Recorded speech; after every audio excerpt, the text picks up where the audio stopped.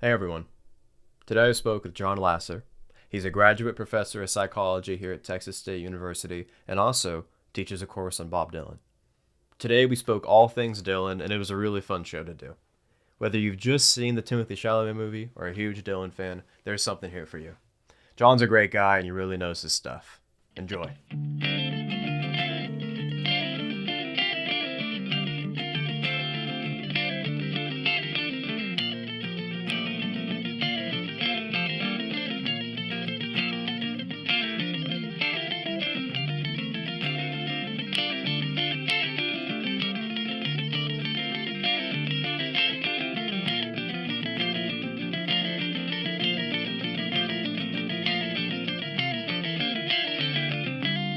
Mr. Jon Lasser, thank you for being on the show today. It's a pleasure. Yeah.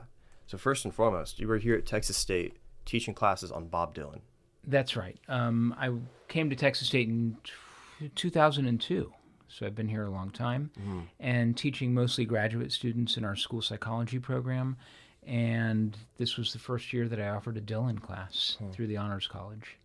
Now, was that for you a moment of this is something I've always wanted to do, and now I finally been able to combine this interest in psychology and Dylan? Or what was the process of being able to do that course? That's a great question. The process started with my wife. Yeah. And she said, you listen to Bob Dylan every day, you talk about Bob Dylan all the time. Why aren't you teaching a Bob Dylan class? And my first thought was, well, I'm a psychologist. We don't offer a Dylan class. She said, you can do whatever you want. Create a Dylan class. And it's really not about the psychology of Dylan. It's really offered as an English credit because Dylan won the Nobel Prize in Literature in 2016. His lyrics are regarded like great literature, like poetry. So I developed that class and pitched it to the Honors College and said, can we do this? And they have a process where they ask questions like, well, do 20-year-olds even know who Bob Dylan is? The answer is yes. Yeah. Thanks to Timothée Chalamet, I think more 20-year-olds know who he is now. So we offered it, and 10 students signed up for it, and we had a great time. That's awesome. Yeah. What for you has it been like looking at my generation, this newer generation, interact with Dylan's work? Well, I wasn't sure what to expect, but the students engaged with it in a deep and meaningful way. They got excited about the lyrics. They were puzzled over them. Sometimes we would spend a whole class on one song just trying to figure out what is this about, what's going on here. We did some comparative literature, comparing a Dylan song about war compared to a Thomas Hardy poem about war, side by side, and ask, are these both equivalent? Can a song be a poem? Is a poem a song? Does it hold up? And the students were fantastic. I was really impressed, not only with their thinking about Dylan's body of work, but also the written work they generated when I would ask them to write about Dylan and analyze the songs. They did great. How do you think Dylan would react to, he gets the Nobel Prize in Literature. He is known for his lyrics above all else. If someone were to tell him, hey, Bob, why even bother with music? Just be a poet. How do you think he'd react to that? Well, first of all, Dylan is an unreliable narrator.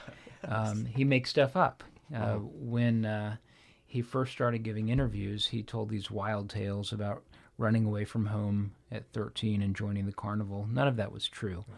He lived a pretty conventional middle-class life in Hibbing, Minnesota. But occasionally he will talk about his art, and he understands that the words and music for him are largely inseparable. Now, he has written poetry without music that accompanies it, and it's sometimes published on the back of an album cover. He famously gave a long, rambling poem called Last Thoughts on Woody Guthrie to a live audience after playing a set of music.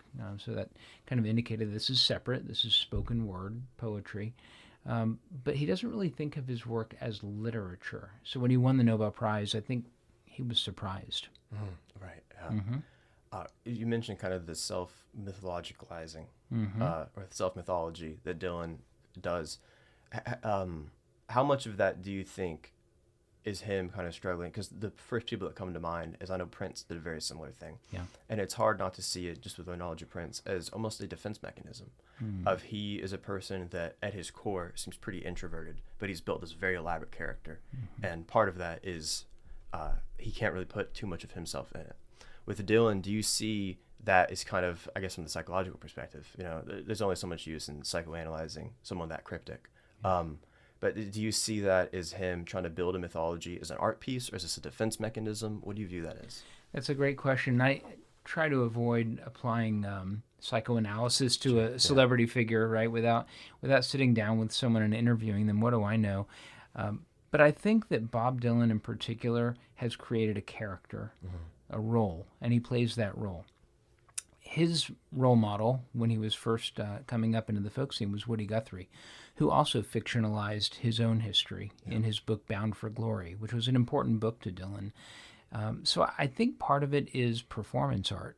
I think he's performing, and sometimes he talks about Bob Dylan as if it's not him. There's an interview where he said that Bob Dylan existed before me. Mm-hmm. I don't know what that means, except that he's playing this role, essentially. So to mythologize, to fictionalize, means that he's an active creator of this role that he inhabits. Yeah, when he says Bob Dylan existed before me, that to me is just the first thing that makes me think of is kind of the American poet that's kind of disenchanted by the world around him. That's what I think of too. And I guess that leads me into, I know he was a huge fan of literary poetry.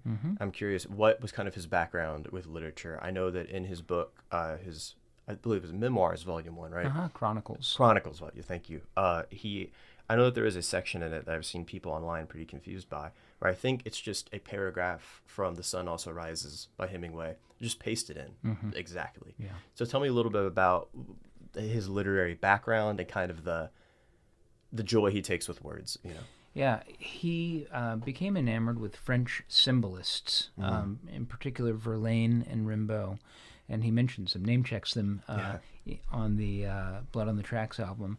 But in the Greenwich Village, early 60s, he was couch surfing, essentially, and he would look at books on people's shelves, and people would suggest, hey, have you read this? Have you tried this? And I think that those French symbolists had a big impression, especially when he transitioned from more protest music into more stream of consciousness, kind of, Mr. Tambourine Man, talking about take me on a trip upon your magic swirling ship, all that kind of stuff, where there's just a lot of imagery. So I think that's a lot of it. People that are interested in Dylan cutting and pasting should look up a guy on Instagram named Scott Warmuth, Warmuth, who is the sort of chief investigator of all things Dylan has cut and paste. And what Scott's pointed out is it's not just copying, like someone might say, well, I'm lazy, I'm going to have Chat GPT write my term paper. Yeah. This is all often intentional and purposeful. So I'll tell you a quick story of what that might look like. Grateful Dead fans will know a song called Uncle John's Band, and that song was about a band called the New Lost City Ramblers, early 60s traditional band. And Dylan wanted to also sort of write a song about them, but did it in a circular way. He wrote a song called Tweedledee and Tweedledum off of his 2001 release, Love and Theft. Love and theft because we steal what we love and love what we steal, right? And he stole the music to this song, Tweedledee and Tweedledum, from an old song called Uncle John's Bongos. So Uncle John's Band, Uncle John's Bongos. But only a keen observer would kind of pick up on these little subtleties. So it's never out of laziness or I don't know what to put here, so I'll insert some Hemingway. It's always an elaborate sort of let me lead you on this sort of Easter egg hunt and see if you can find the Easter eggs embedded in my work. That reminds me a lot of the beats of, I know Kerouac was very much, this might even be his self-mythologizing, but he claims that On the Road was written in 2 weeks of late nights with coffee and just all in one big scroll. I know Burroughs was huge on the cut-up technique. I know that the kind of the beats are seen as, the Beatles are called the Beatles because they have a beat.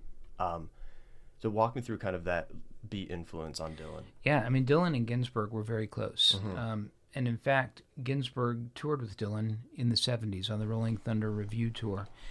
There's a good documentary about Rolling Thunder, Martin Scorsese documentary on Netflix, and there's a lot of Ginsberg content in there. And he was heavily influenced by the Beats and continues to kind of include them in his music. There's on his last album, which came out in 2020, he mentions Ginsberg and Kerouac in a song called Key West. So still thinks about them and has them on his mind. So they were a tremendous influence as well. It's important to remember, too, that Dylan wasn't only influenced by all these sources, he went on to influence all kinds of writers. I mean, I think it was Joni Mitchell who said, wow, when I heard him sing Positively 4th Street, that you could like have a song and be really bitter and mean about a relationship, it showed me, wow, you can write about anything. You know, there aren't limits. So he's been a big influence on others as well. Yeah, how do you see that even to songwriting today? Well, if you look at his songwriting today, it's often, I think collage is a good way to put it. He did a 60 Minutes interview where he was asked about his songwriting in the 60s, and he said, I can't do that anymore, what I used to do, but I can do other things now. And I think that he's doing a lot of that cut and paste like Burroughs. So you see it in a lot of ways. You see it in taking the music from another song, often an obscure one, and putting new words to it. There's a great song on his 2020 release, Rough and Rowdy Ways, called False Prophet. And the music comes from an old song called If Lovin' Is Believin'. And I think it's a clever joke because the lyric in the original is, if loving was believin', then you'd believe in me. And the new song, False Prophet, he says, I ain't no false prophet, which has to do with maybe you shouldn't believe in me. So there's some circular stuff there. He also made this movie, we talked about it before the podcast, called Masked and Anonymous. And he co-wrote it with this guy named Larry Charles, who directed Borat and was one of the writers or producers of Seinfeld. And Larry Charles says that he met with Dylan, and Dylan presented him with a box of cut-up notes and scraps of paper and said, let's put a movie together, and here's some source material. This guy, Scott Warmoth, that I've talked about, has tracked down a lot of that source material that formed not only the foundation of Masked and Anonymous, but also of the Chronicles memoir. Same source material. One enters a movie, another into a memoir. I've always thought of people who engage with the cut-up technique as kind of tapping into something they would consider spiritual or divine. Of they're letting the muse take over, and they just, whatever they reach for, they know it will be the correct thing when once put in its place. Has Dylan ever talked about any kind of spiritual leaning that he's had? Well, he went through a Christian phase. He was born and raised in a Jewish family, had a bar mitzvah. You can find his bar mitzvah invitation online if you look around for it. And then around 1979, the way he tells it, he was on stage and someone threw a crucifix necklace onto the stage and he picked it up. And then in his hotel room later saw Jesus, converted, and had a trinity of albums that were Christian albums. Slow Train Comin', Saved, and Shot of Love. That was a conversion. Since then, he hasn't really talked about his spirituality all that much, except that he doesn't really seem to like religion as much as his own personal belief system, but he's pretty private about that. But in terms of songwriting, he has talked about not knowing where these songs come from, that maybe they come through him instead of from him. I do believe that in some of his sort of 60s stuff, especially around Highway 61 and Blonde on Blonde, he was writing songs so quickly. He did 3 albums in 18 months. I mean, and one of them's a double album. So it's remarkable that those songs were flowing through him. I think now it's a more effortful and deliberate process for him. You can visit the Bob Dylan archive in Tulsa, Oklahoma, where they have all of his handwritten lyrics and letters and stuff that was in his wallet, phone numbers, little notepads, to-do lists. I've been to the archive several times for my own research and been able to handle, wow, here's the handwritten, a lot of it was typed and then handwritten annotations and scribbling things out. Subterranean Homesick Blues, a rough draft of that. And to be able to see the process. One of my favorite Dylan songs is Joker Man from the 80s, and there are 17 versions of it. And it shows how deliberate and hardworking he is as a songwriter. I mean, he's Bob Dylan. He could write a song and be done with it. But he has a lot of artistic integrity, and he wants to get it right. So revision after revision after revision. You mentioned 17 versions of one song. There's so much. Luckily, there is so much content out there about Dylan, whether that's bootlegs you find on YouTube or officially released. I know there's a long series Yeah. of kind of, they call it the official bootlegs. Official bootleg, yeah. Yes. Tell me about who's responsible for the release of those. Does he have a say in that? He does have a say in it. It's largely handled by his longtime manager, Jeff Rosen. And, the bootlegging history is fascinating. Dylan is probably the most bootlegged artist out there. And there was a bootleg that came out in the 70s called The Great White Wonder. And it looked kind of like the Beatles' White Album. It was a white cover and it had a rubber stamp, Great White Wonder. And it had all this content that Dylan hadn't released, and fans were just so hungry for it. He had this motorcycle crash, or maybe he didn't, but in '66, he kind of disappeared, and everyone was waiting for Dylan content. Well, that was a good opportunity for bootleggers to say, well, here's some more Dylan content. And I think very quickly Dylan realized he could capitalize on that by releasing that stuff. So the first it was before this bootleg series, which came out, I think the first one was in the 90s, maybe 91, the Basement Tapes. When Dylan was up in the Woodstock area after the bike crash, he and the band went to this house and in the basement recorded a whole bunch of songs. That's what kind of leaked out with this Great White Wonder release. And then Columbia Records released the Basement Tapes as an official album. Initially, not all the songs. Much later, they did a complete Basement Tapes release. But now we're on like volume 17 of the official bootleg series. Yeah. And Dylan fans we can't get enough. Yeah. I love that. For you personally, is there any other artist that kind of scratches that for you, or that you have that kind of obsession about? Not really. Yeah. I mean, I've gone through, when I was a kid, and it's almost embarrassing to say, 13 years old, I thought Van Halen was the greatest thing in the world and couldn't get enough of that. And then I felt like I had grown up and they hadn't at some point. And discovered Dylan as a teenager, and it's pretty much been a singular focus. I mean, there are other artists that I like and appreciate a lot. I like the Beatles. I like a lot of the people that came out of the 60s folk scene, like Joan Baez. I think she's amazing too. But when you're an obsessive Dylan fan, there's just not a lot of time or space for other interests because you can never be satisfied or complete with Dylan. And the fact that he's still creating new music and still touring, I mean, just today I was listening to a recording from last week's performance, and so there's never enough. What is kind of the relationship between him and his fans? Because he does have not only rabid fans, but there's a rabidness that goes over a long period of time. Yeah, I mean, allegedly there's a list of people that his security detail keeps, like, don't let these people near him. And I think the John Lennon assassination shook him up quite a bit.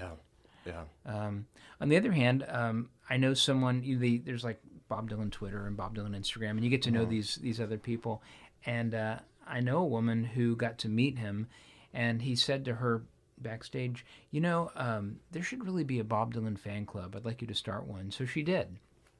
So that shows an awareness and acknowledgement that fans are important to him on some level, that he asked for her to start a fan club. But he's a very private person and not really accessible for the most part. Yeah, because that is just an element of poetry that I don't really think in history there's been before. I mean, in America at least, of someone like Melville.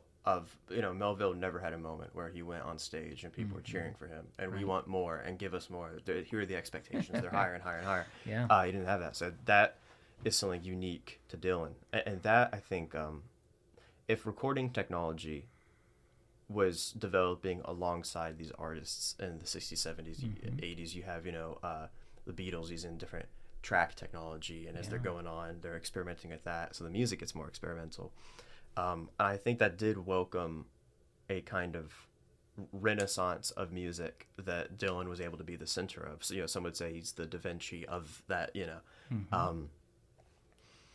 It is weird that looking at today's music, there are young people that I'm sure are writing great songs, but I don't know if they'll ever see the light of day, because whatever was the magic of that moment in the 60s that allowed someone like Dylan to come from nowhere and break through. And he didn't have this abrasive personality and he has to control every room and he's marketing himself everywhere. No, he's a performance art piece that's continual, you know? And I look at today young musicians that are having to make stuff on TikTok, and there's a mold you have to fill of it's you in your car seat going, this is my brand new song, and it's corny, and they know it is too. So what do you see, I guess, the future of the mystique of the myth building in art being as things become more simultaneously formalized and commercialized? Well, I don't have a crystal ball, and I'd like to know the answer to that. But what I think is it's a double-edged sword that anyone can make music and put it out for the world to consume. So that's a gift, right? That would have been a hard thing for someone to do in the 60s, to make their own record and self-distribute it. Right. On the other hand, it's a crowded field when everyone can do that. So how do you get noticed? How do you get attention? And some people seem to be able to do it from relatively humble backgrounds. I mean, Billie Eilish, homeschooler, and suddenly international pop star. So there is a way, there is a pathway. I work with a lot of kids in my psychology private practice, and it used to be kids would say, well, I want to be an NBA star, and you'd think, okay, well, the odds of that happening are slim, right? Or more commonly now, I want to be a famous YouTuber. Okay, well, the odds are still pretty slim. Anyone can be a YouTuber, but to be a famous YouTuber, to be a successful, to be the next Mr. Beast or whatever. So I don't know. What I hope is that artists, continue to make things that come from their heart and that they believe in, and that others will notice that and value it, because there's a lot of trash that's made too. Yeah. It is interesting that you see people growing up saying, I want to be a musician, I want to be this, and then if they do become it, do you think that there's kind of a lacking maturity that's part of that process? Because their childhood fantasy came true, are they now Peter Pan? Yeah, that's a great question. I think, I'm thinking back to a time I was an undergraduate at University of Texas, and Spike Lee was giving a talk. And I was really excited because I like his films, to hear him speak. And then there's a Q&A afterwards, and this young guy raised his hand and said, Spike Lee, it's such an honor that you're here. I want to be a filmmaker too. And I've got a name for my production company, and we've got a logo. And Spike Lee said, stop right there. Make movies. Yeah. If you want to be a filmmaker, get out there and start making movies. That's what artists do. And the logo, whatever, that doesn't really matter. Make good art, and good things will happen. So I hope that young people don't get caught up in the likes and the follows and all that stuff, and rather they just follow their passion of making the art. And many artists will tell you, you make it because you have to, right? There's something inside of you that says you have to do this. It's not so much a choice, but a drive. So, but I'm not an artist. I'm a professor. I'm a psychologist. So what do I know about that? Yeah. Well, what was your background in psychology? What was the interest in that? How does that relate to these other fields that you're interested in? That's a great question too. All your questions are great. I fell into psychology kind of by accident. I've always liked being a student and learning.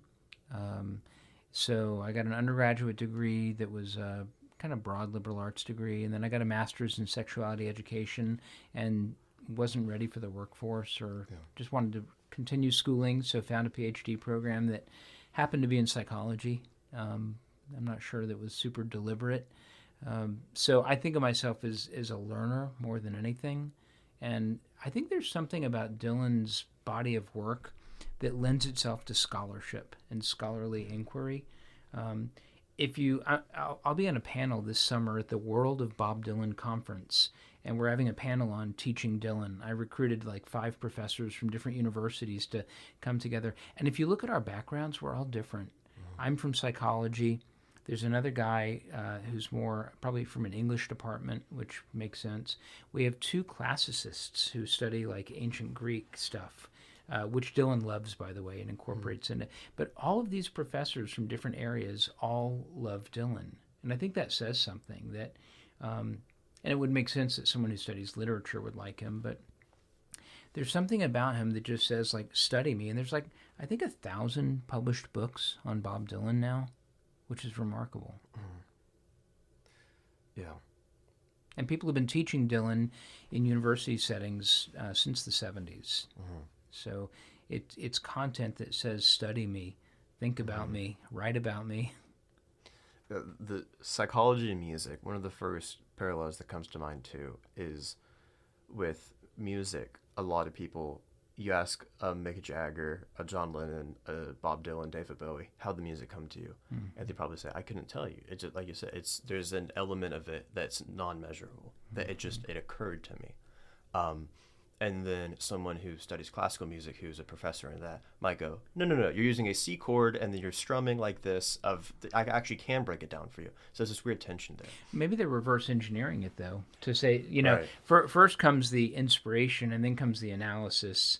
Dylan has said, and I think this is one of the rare moments where he's actually telling the truth, and that he's not a melodist. He's a lyricist. He's not good at writing a melody. And even in his earliest stuff, like Blowin' in the Wind was like one of his breakthrough songs. He borrowed the melody from an old song called No More Auction Block, which is a slave ballad, basically, and set new words to it.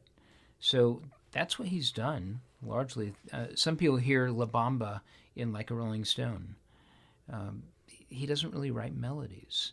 He writes great songs, but he borrows almost always. Perfect. That's exactly where I wanted to go. If you have the mystic innovates, the engineer recreates. Yeah. I think with psychology, I was going to ask, what does that look like? Because you have a lot of thinkers like Carl Jung, a lot of philosophers of literature, that it's almost as if they called it, quote unquote, hundreds of years before it became known scientific psychological fact. Yeah, Jung talked about the collective unconscious, that we all sort of are tapping into this wellspring of creativity, and that's why you find these common archetypes across cultures, these figures, the knight in shining armor, the damsel in distress, the demonic, satanic kind of figure. Every culture has these, and Jung thought, well, maybe it's because we're all linked and swimming in this same unconscious body of water. And I think that Dylan, if you look at his body of work, you can see that he draws from that same well, and it's throughout his body of work, from the very beginning all the way to the stuff that he's writing today. I'm asking this for two reasons. One, because Jung's work was kind of tapped into the mystic counterculture vibe of the 60s. And also because Dylan's work does seem to lend itself to analysis in that way. Do you think Dylan is aware of any of that kind of psychoanalysis thinking? Yeah, I mean, he seems to have a very low opinion of psychiatry. You can see in some of his songs how he pokes fun at. He has a song where he talks about being on a psychiatric couch and talking about his dreams to the psychiatrist, but it's all kind of tongue-in-cheek stuff. I think that one of the points in his career where he's been explicit in his songwriting about inspiration is a song called Mother of Muses, where he talks about the muse and the inspiration. And I think that he's aware that there's something beyond just a human being sitting down writing with a pen, that inspiration is in many ways divine, and he's acknowledging that.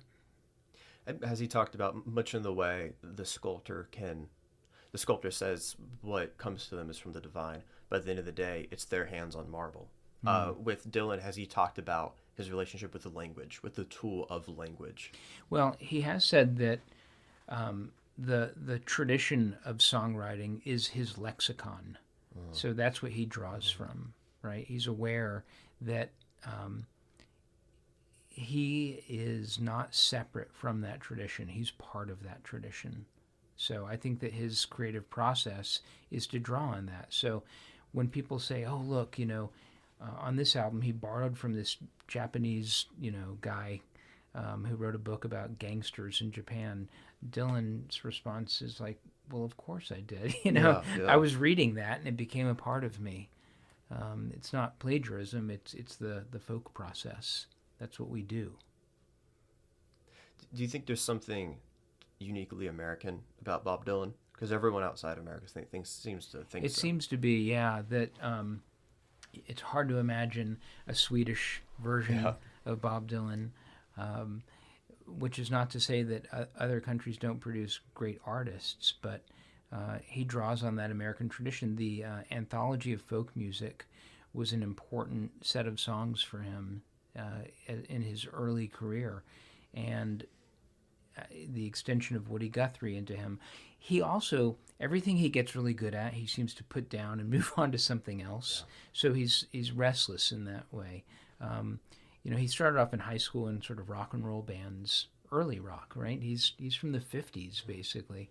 But then picked up folk, went back to rock. Eventually there's this Christian gospel period that he goes through. In the 80s, he was doing 80s kinds of music with synthesizers. So he's always changing. Someone said, the reason I love Bob Dylan so much is there's so many of them that I can never get tired. And the voice changes over time, too. Yeah. Yeah, what to you is your favorite? Oh, well, first of all, what's your favorite album? And second of all, what's your favorite, you might not know this, but this one's a great album. Yeah, I know these guys, Adam and Jens, that have a podcast called Nothing is Revealed. Mm-hmm. And the latest episode was if you had to pick one song that would be Dylan's masterpiece, what would it be? And I wasn't on their podcast, but they messaged me on Instagram, what do you think about this topic? And I said, well, I kind of hate lists and ranking of albums, but we do it anyway. But for me, it's an ever-shifting thing. So I would say in recent years, 70s Dylan, the albums Blood on the Tracks and Desire and Planet Waves have been really important to me and get a lot of rotation, and the live stuff from the Rolling Thunder Review I just love. But his last album is also very present in my mind. In fact, when he's touring right now, most of the songs in the set are from his last album, which I think is great. Because he could easily get up and do a greatest hits show and deliver what many fans may want to hear. Like a Rolling Stone, Mr. Tambourine Man, Tangled Up in Blue. He doesn't play any of those songs right now. He's focused on, this is what I'm currently creating. And I hope you enjoy it, but if you don't, that's okay too. Mm-hmm. And he joked about it recently. I can't remember where he was, maybe Pennsylvania. And between songs, he said, we're playing all the hits tonight, which, he had probably read the press that said, Dylan's not playing any of his hits, but he doesn't have to. Mm-hmm.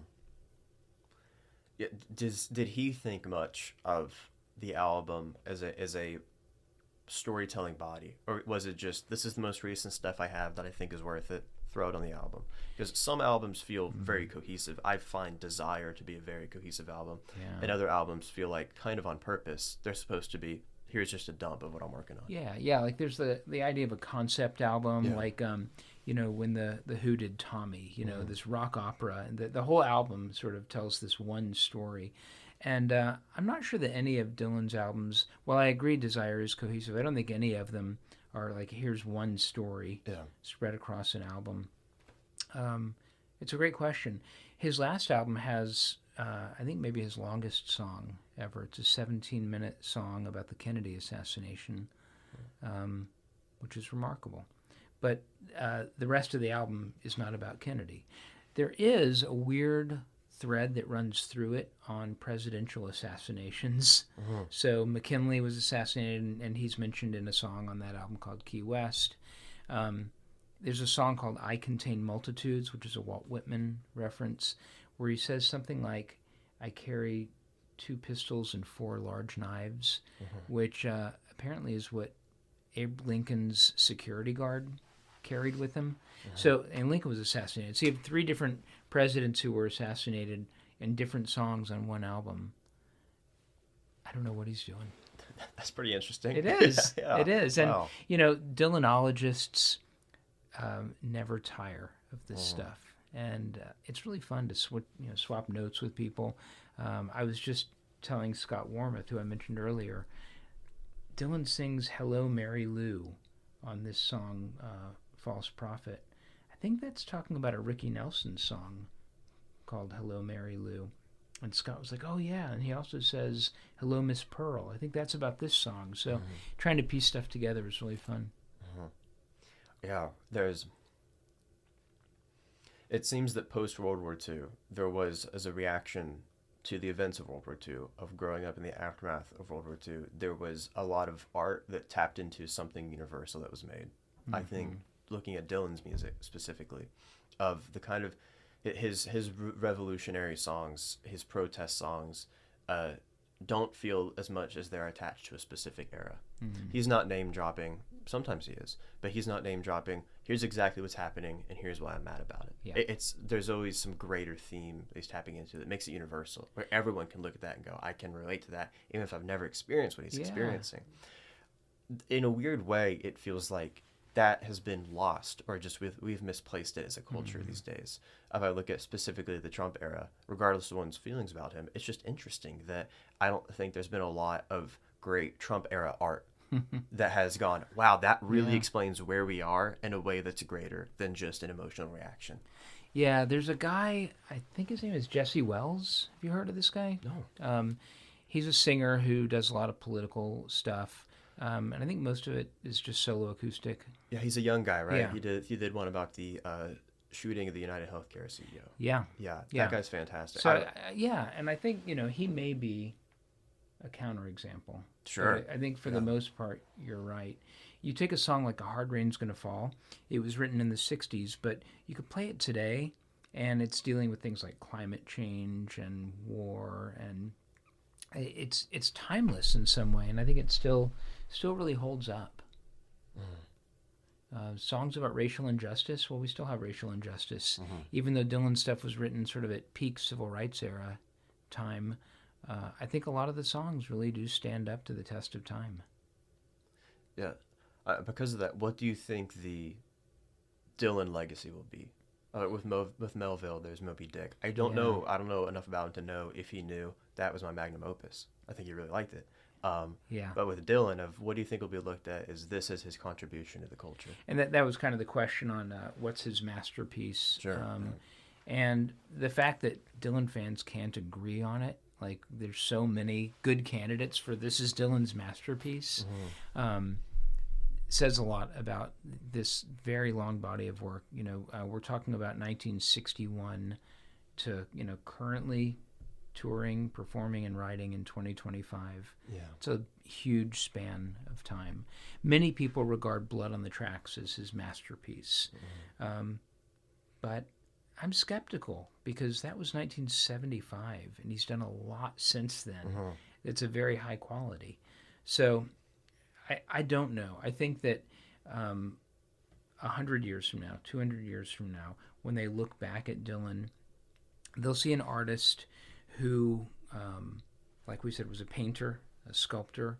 He made movies, best known as a singer-songwriter, but in many ways kind of a Renaissance man to be able to express himself in so many different ways. But he wrote songs that I think will endure and that hopefully high schoolers and college students 100, 200 years from now will be looking at a song like A Hard Rain's Gonna Fall and studying it the way they would, I don't know, a Whitman poem. And talking about kind of the totality of his work, I know Frank Zappa saw his body of work that was also vast across a long period of time. He called it Project Object, of its the songs to be played in any order, and play any 10 of my songs in any order, whether it's live or not, and call it an album, and I'd be okay with it. He's okay with just, Sure. I'm not interested in making a completely coherent work. I just wanted to make you feel something. And put it whatever way you want, you're going to get a different set of emotions, and that's beautiful. Yeah. With Dylan, with the how do you think he sees his work in a similar way? Of this is fully complete, and also how does that, thinking of Frank Zappa and the importance you put on live performances, with Dylan, what's the relationship between the album and the live performance for him? Sure. Let me address the album and the live performance, and then we'll get to Dylan's legacy. Dylan notoriously never plays the same song the same way. It's always changing. It's always evolving. And there's a writer named Paul Williams who said, I think I figured it out. The album version is like the blueprint, but the live performance is actually the construction, right? and you start with a plan, but it's going to look different every time you construct from that blueprint. Things change. You have a different band. You have a different arrangement. He changes the lyrics all the time, which is really fun. Sometimes spontaneously. Sometimes he'll say, I've done a rewrite of this song. One of my favorite rewrites, he did a country album called Nashville Skyline. Yeah. With a great song called To Be Alone With You. And he rewrote it during sort of COVID pandemic era.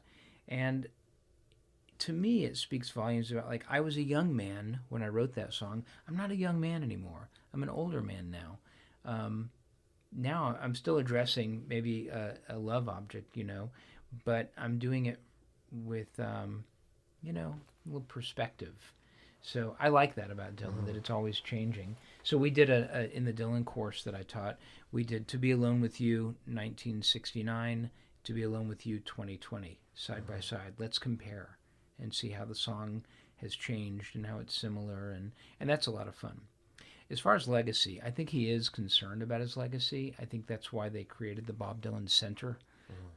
It's an archive for scholars, but it's also a museum where visitors can walk through and see things on display. Like, here's a guitar that was played on Tangled Up in Blue. Here's the leather jacket he wore at Newport in '65.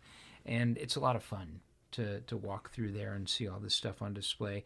But it's right next to the Woody Guthrie Center, which is kind of cool because he started as a Guthrie fan. And these two buildings, they look separate, but they're joined. You could, like, walk into the Guthrie Center, and if you work there, go into the back and then walk across to the Dylan Center. They're connected. And they fall under the umbrella of the American Song Archive. And it's just a great thing that we have these museums and archives that honor these songwriters and pay tribute to them and allow people to go in and get inspiration. So if you go to the Guthrie Center, you can see a lot of his handwritten lyrics on display, one of his guitars.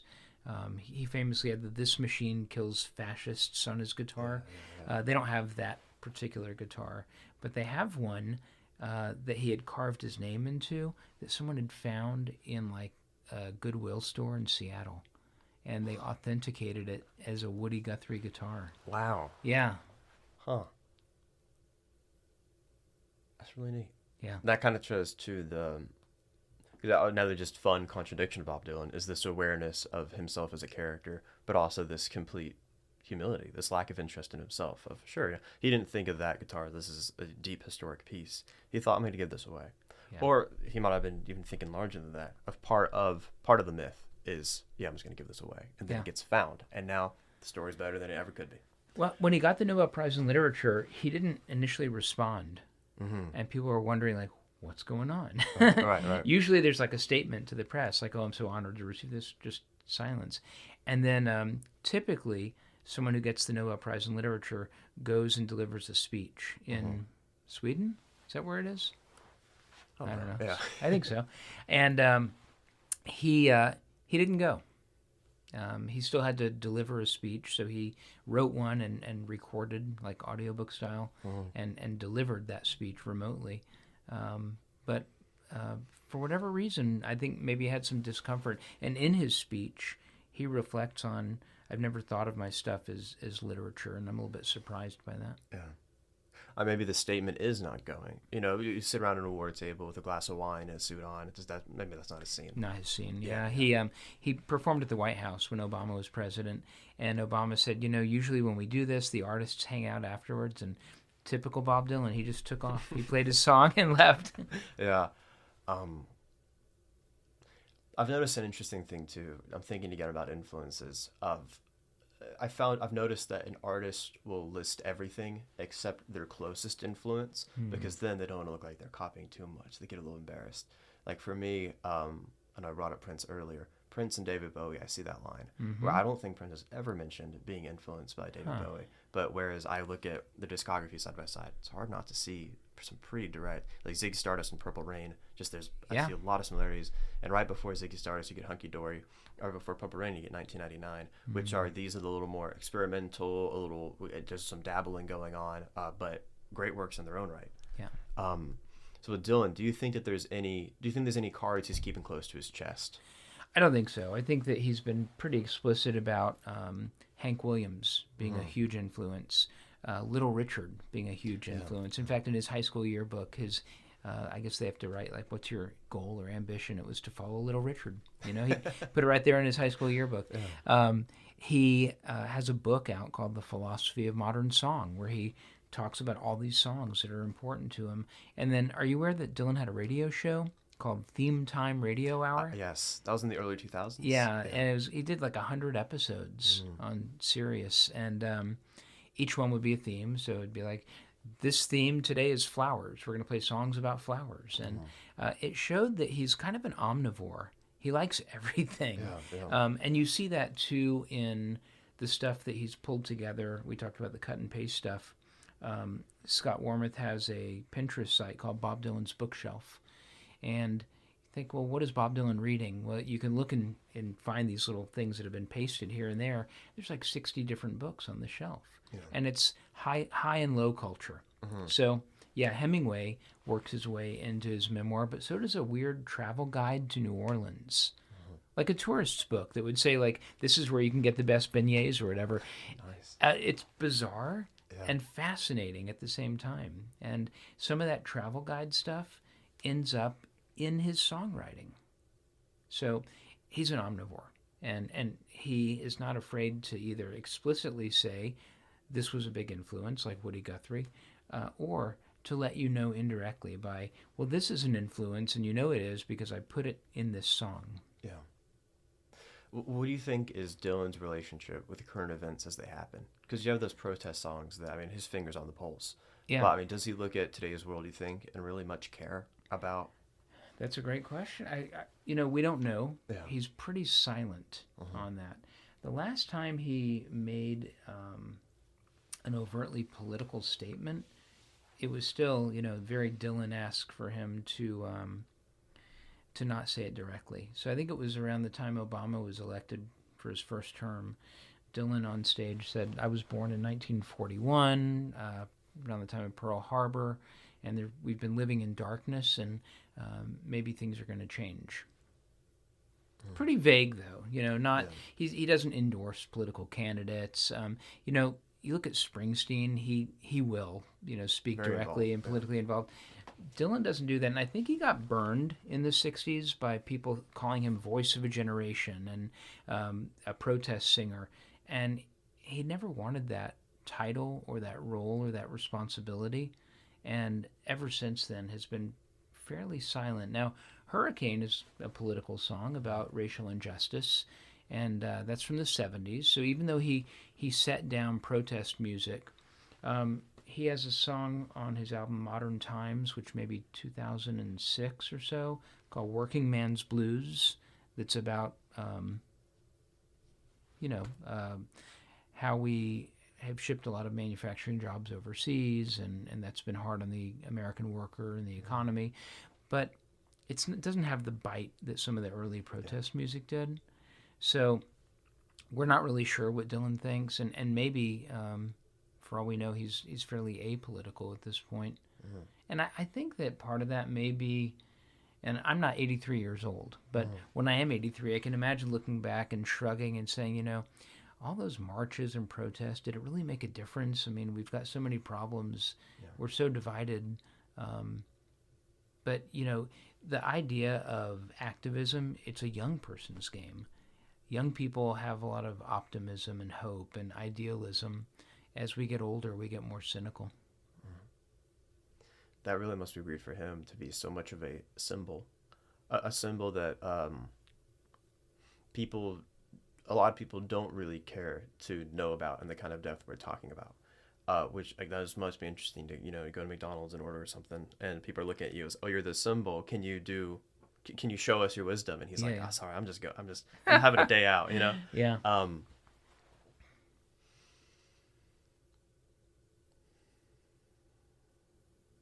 Yeah,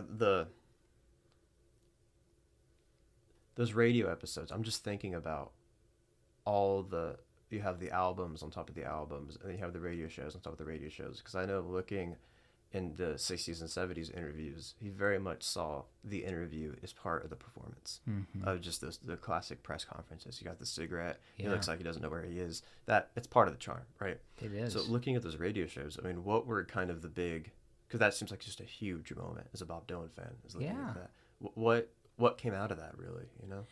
Well, some people think that the radio shows were actually laying the foundation for this book that came out later, The Philosophy of Modern Song, because there's some overlap between the songs that are in that book and some of the songs that he played on the show. Others think that the show was, in part, really a project of his friend Eddie Gorodetsky, who is a huge music fan, and Dylan was probably a better DJ than Eddie would be for that kind of thing. And they've collaborated on other projects before too.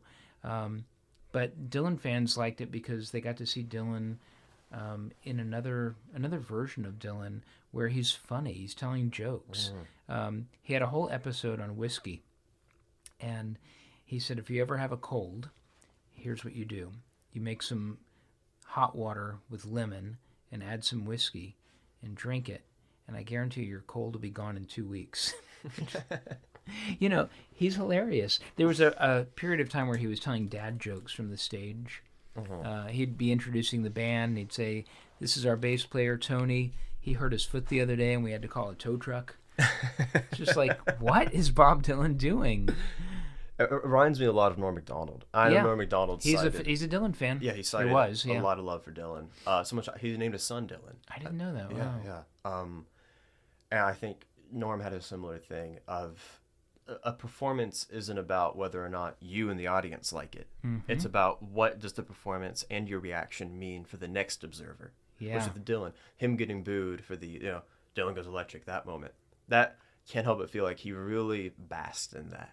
Of it's like, yes, like things are moving and you are all supposed to be the counterculture and you hate that things are moving. How fascinating is this as a moment to look at, I know, now I'm just musing, but I know Joan Didion, I believe it's in the White Album, could be for Slouching Towards Bethlehem, wrote something similar. And that she was talking about how just there's kind of a phoniness to the hippie movement.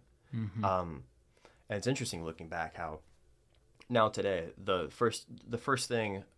subculture is a subculture if it starts critiquing itself immediately because then it's edgy, But with the hippies, I don't really associate it that much with that. But I'm sure Dylan felt a similar way. I'm curious to hear if you had any insight on that.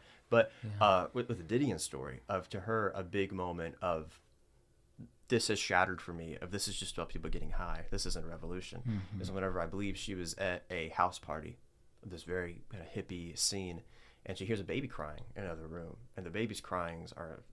This isn't just a baby crying. This baby sounds like it's really going through it. And she goes in. The baby is just acting very strange. And she looks at someone and goes, "What's happening with the baby?" And someone goes, "Oh, we just gave it some acid." And that to her was a moment of like, okay, we've lost the plot. We've lost the plot. But Dylan, did he look at any of these youth movements? You talked a minute ago about maybe he feels disenchanted by these youth movements. Tell me more. Yeah. He writes in Chronicles, his memoir, that carrying around those songs that people expected him to play, the protest songs, he said it felt like having a rotten piece of meat chained around your neck. You can't escape it. And I think, whether he crashed his motorcycle or not, he wanted to escape the pressures of fandom and stardom and all the expectations, of being what people wanted him to be.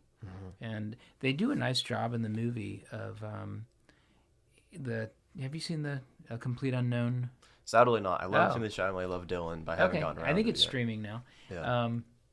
There's a great scene where he's like, I'm just tired of everyone trying to, make me be, someone else. And they're like, well, who do you want to be? He's like, anybody else. Yeah. There were a lot of pressures there. And it comes out in some of the songs. Maggie's Farm, I try my best to be just like I am, but everybody wants me to be just like them. And then the follow-up line, they say, sing while you slave. I just get bored. Like, I don't want to be your performer who does all the things you want to do. He's an artist who wants to do what he wants to do. And he found that burdensome. And I think that 60s protest movement, there were people around him that had a lot of belief in it and sincerity in it. His girlfriend, who appears on the cover of Freewheelin', Susie Rotolo, was probably more of an activist than he was, and encouraged him to go in that direction, but it wasn't necessarily his thing. Joan Baez was really into that, but he just put it down and said, I want to do rock and roll now. Mm-hmm. Something being Dylan-esque. I think that's such an interesting and loaded word to use, because of all these different eras. What does something being Dylan-esque mean to you, if anything? I think it manifests itself in different ways. Like in an interview, to be Dylan-esque is you get an egg-headed question by a journalist. How many folk singers are there right now? And he'll say, about 142. That's Dylan-esque, right? It's just like, you ask me a dumb question, I'm going to give you a dumb answer. It's also Dylan-esque to say something that is so open to interpretation. In the song Desolation Row, I received your letter yesterday about the time the doorknob broke. Well, did he receive the letter when the doorknob broke, or was the letter about the doorknob breaking?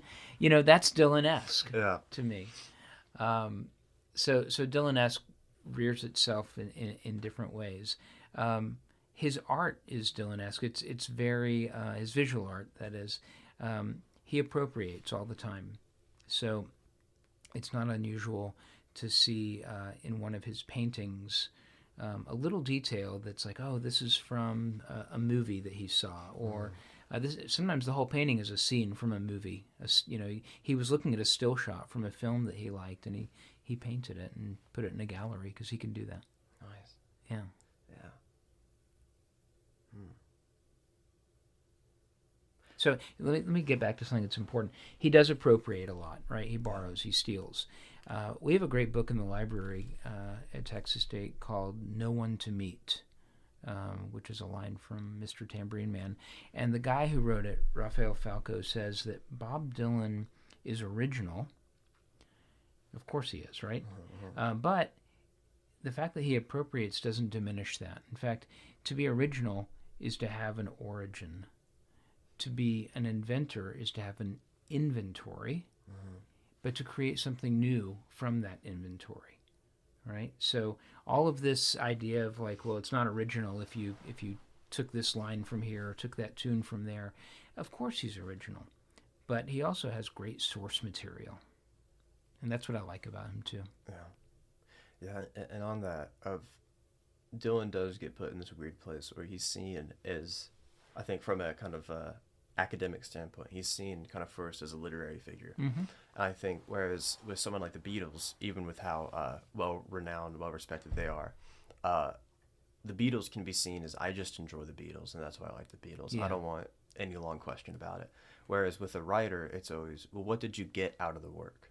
If you read Kant, tell me, what was your conclusion? You can't, if I said, I read Kant, it was kind of fun, someone would go, the conversation isn't in there, Right. So with Dylan, do you think that's a useful conversation? And if you do think there's something to be gained from Dylan's work, what do you think that is?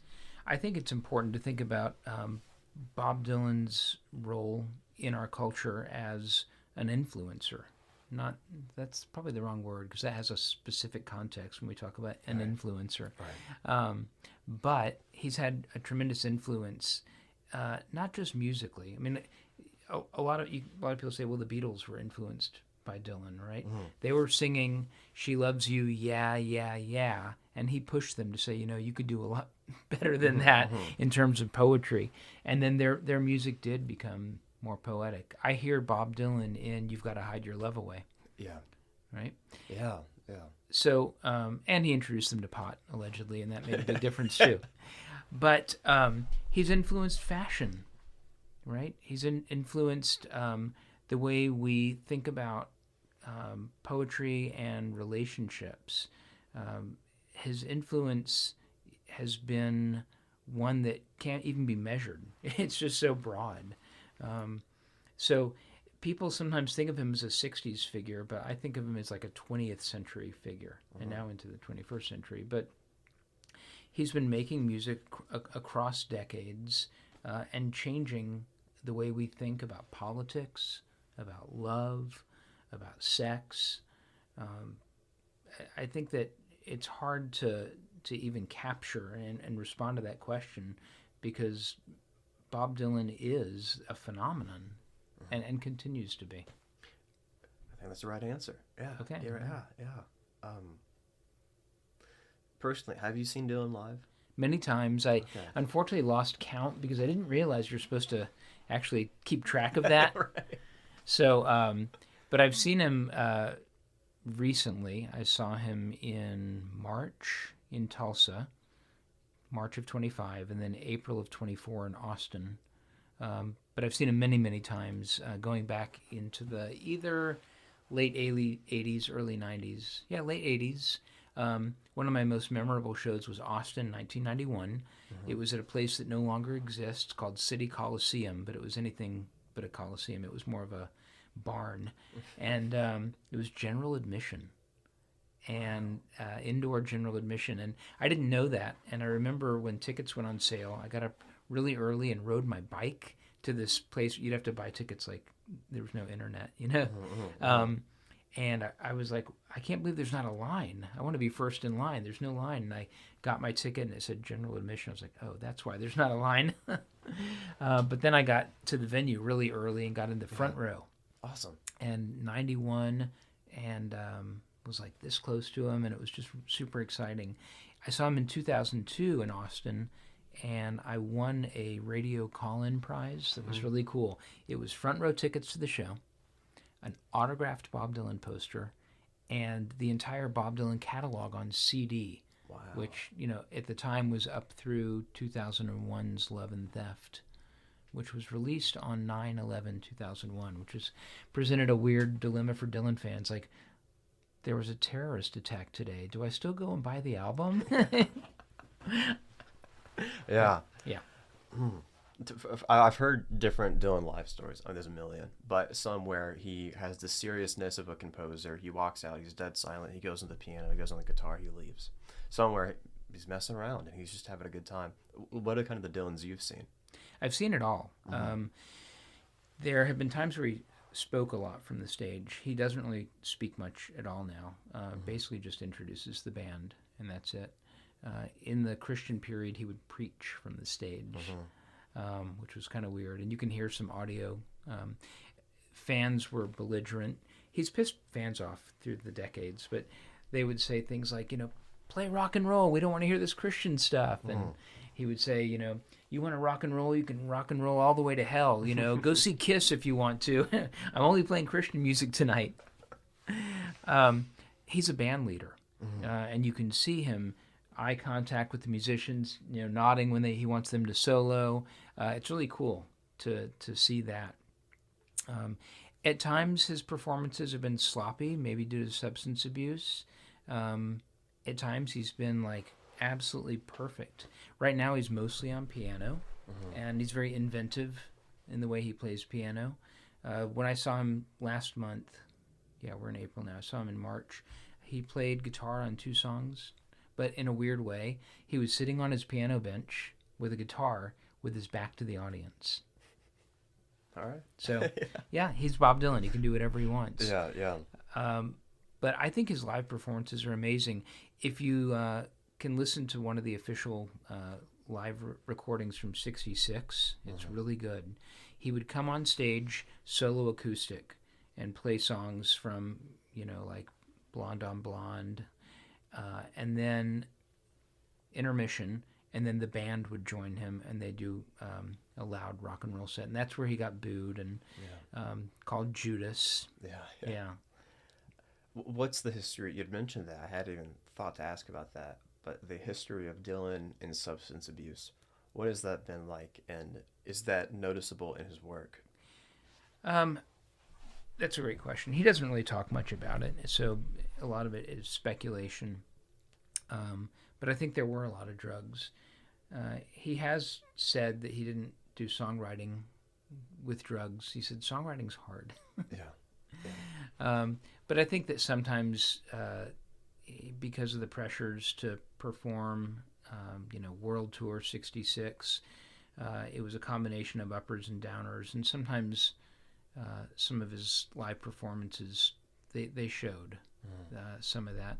There's this, maybe you can find it on YouTube, John Lennon and Dylan in a back of a taxi. That's a great video. Yeah, it is. Yeah. He's pretty messed up. Yeah.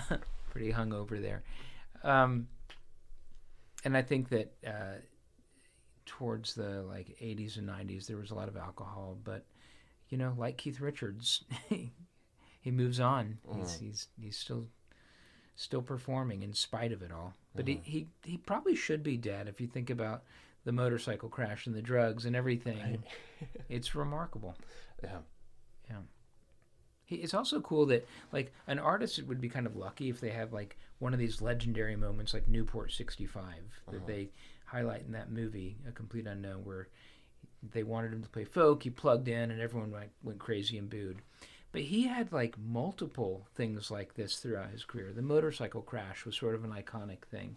Newport 66, Judas, when he was in England and went electric and someone called him Judas. The Christian period, alienating fans and then regaining fans. And he's just had many, many major transitions. It's kind of hard to believe. What was for me as a Dylan listener, the best parts were the moments. I remember the first time I heard Like a Rolling Stone. It was my junior year of high school. Oh, wow. And then I went to school the next day. I looked behind me, and speaking of young, this is the ultimate synchronicity. Yeah. There was on the window right behind my desk a project from a student the year before. It was a social studies class about protest, and it was the lyrics to the song. So it was behind me the whole year. I didn't even notice. So I finally turned around and I saw it. That's great. And then Hurricane, I remember hearing that on a road trip for the first time. Just replaying it. It's pretty long. So you can listen 6 times. That's about an hour. Yeah. Just being wow, there's so much here. For you, what were those first moments? What are those big moments?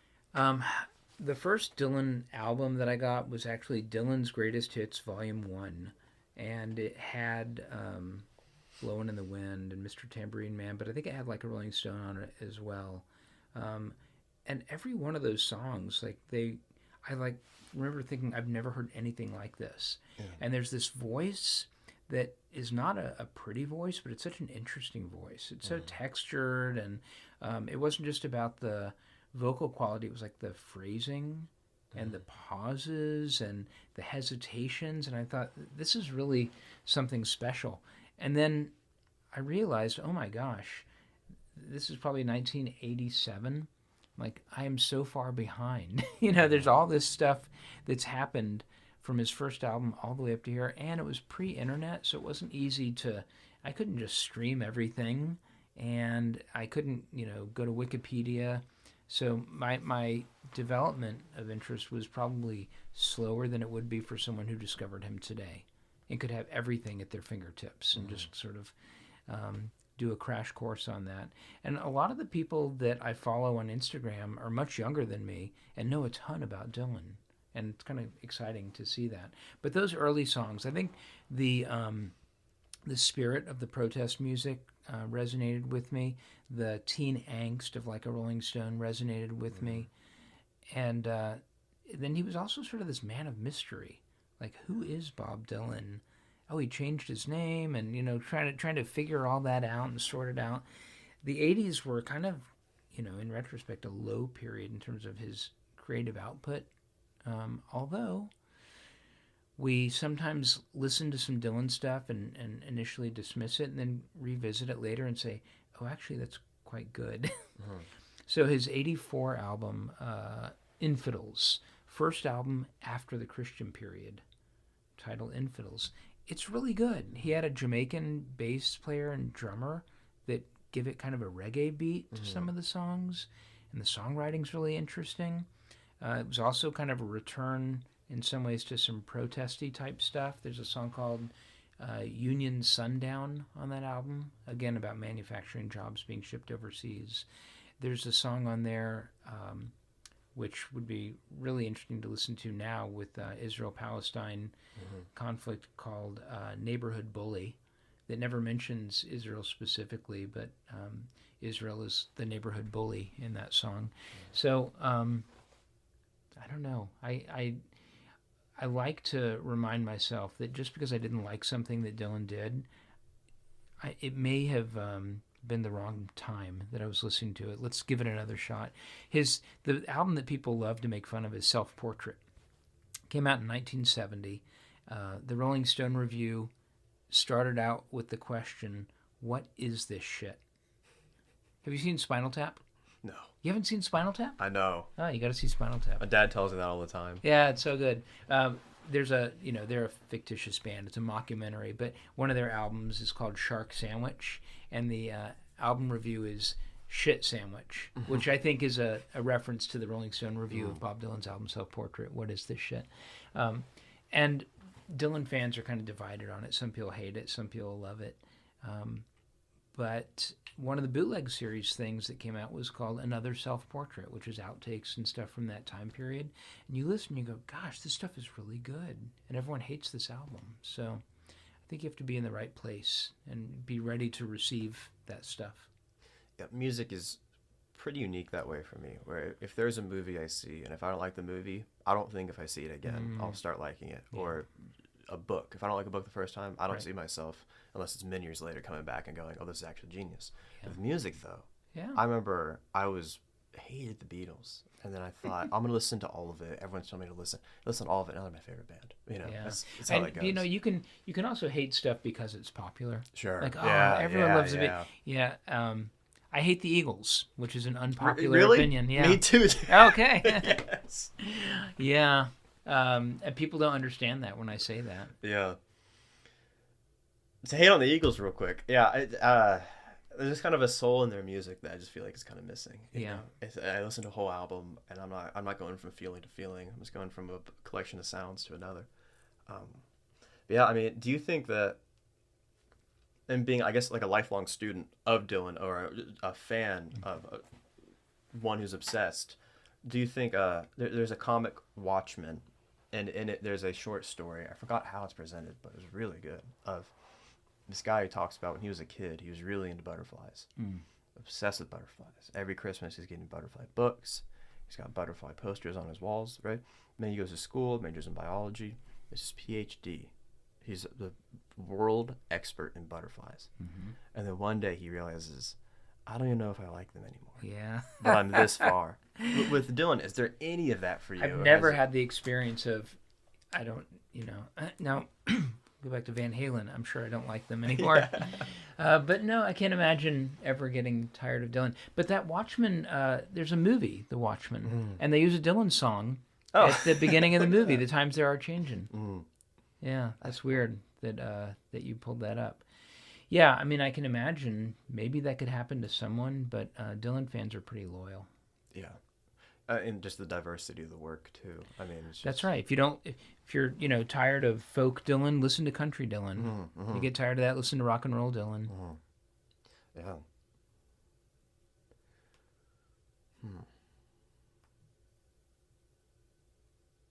Do you think how many more releases? I'm not talking about whether or not he's going to die, but I'm just saying, how many more statements do you think he has? Do you think there's a Dylan album coming? Yeah, I think I would not be surprised if 2025 saw a new Dylan album. His last album was from 2020.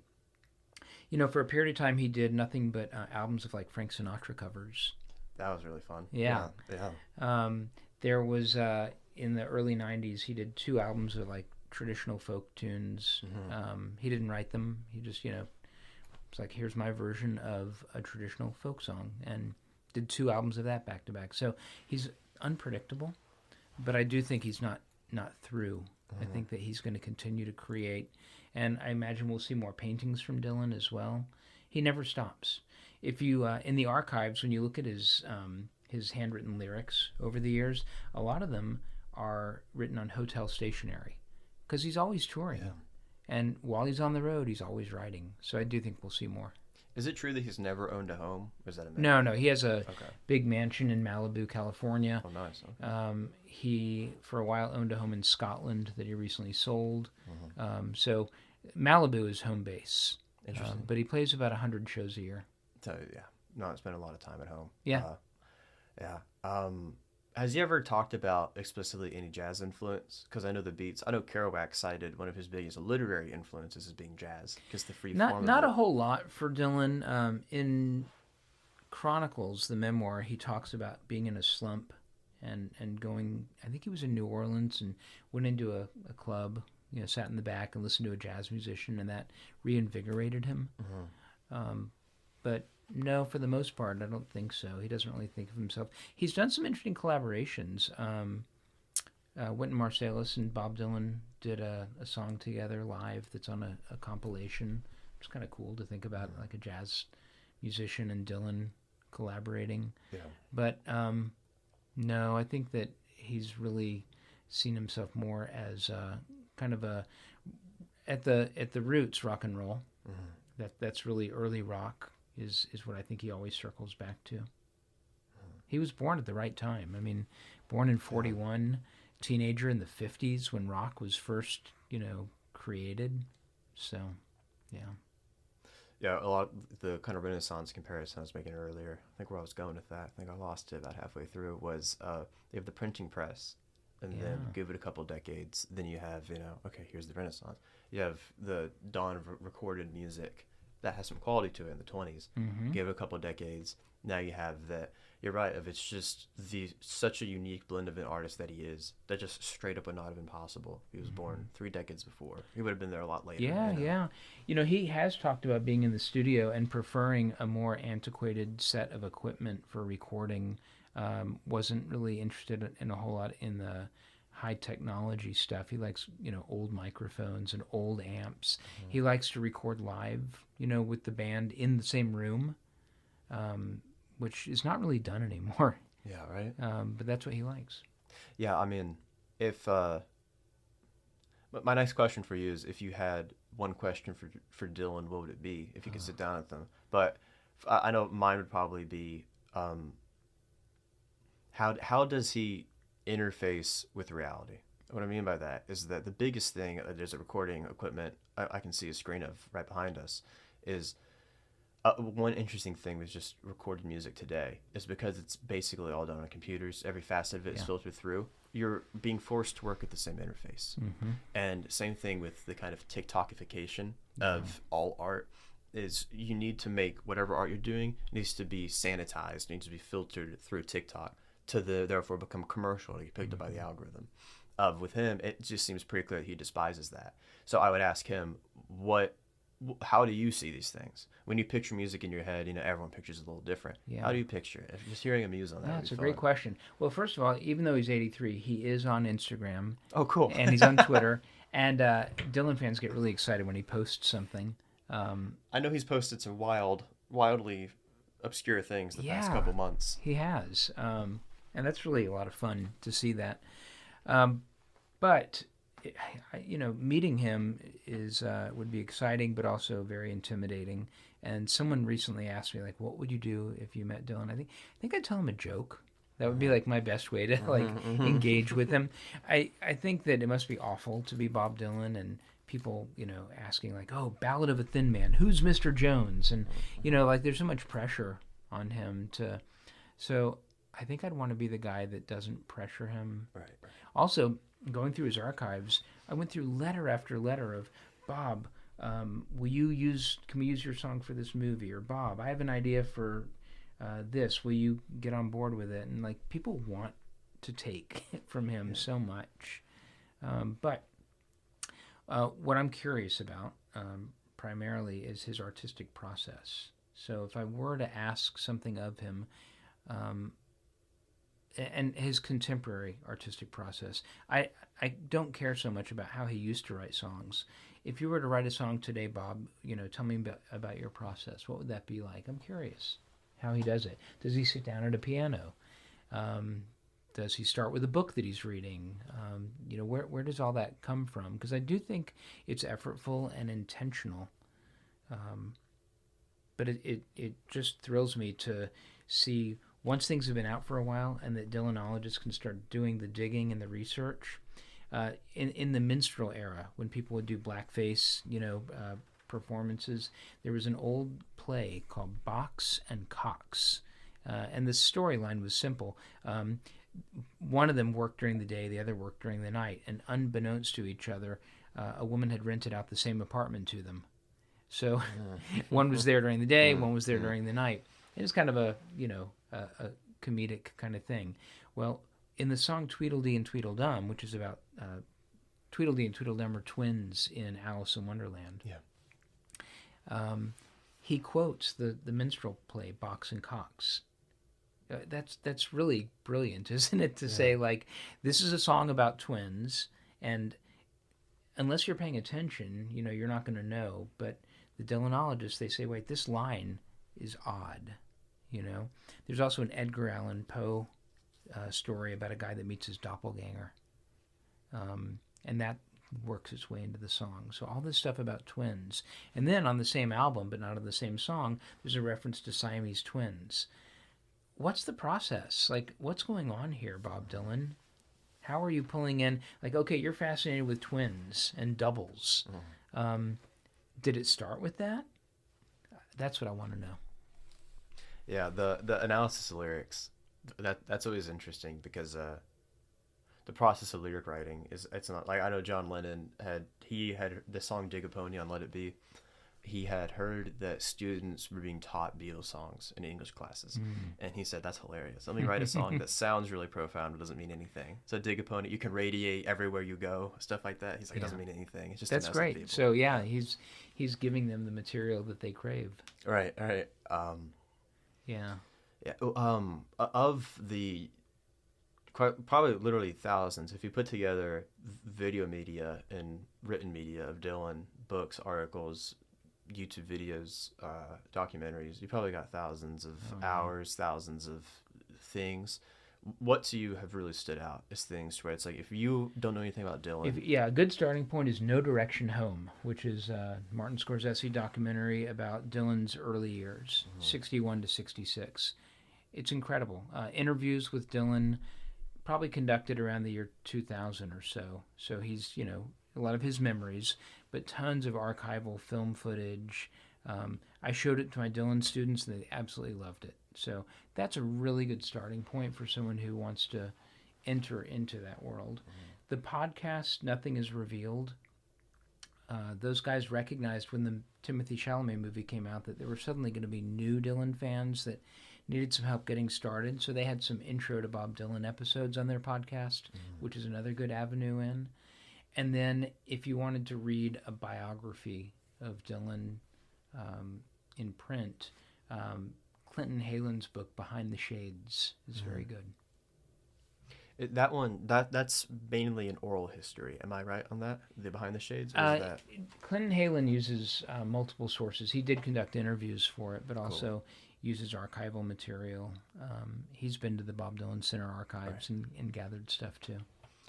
Cool. Where can people find you? Because I know you have a really cool Instagram account. Yeah, my Instagram account is Teaching Bob Dylan. And I created it when I started teaching the class. It's taught every fall at Texas State, and I think there's a few spaces open for fall of 25. Awesome. Yeah. Well, thanks so much for sitting down and talking with me. Thanks This so has been much. a lot of fun. It was fun. Thank you. Bye-bye now.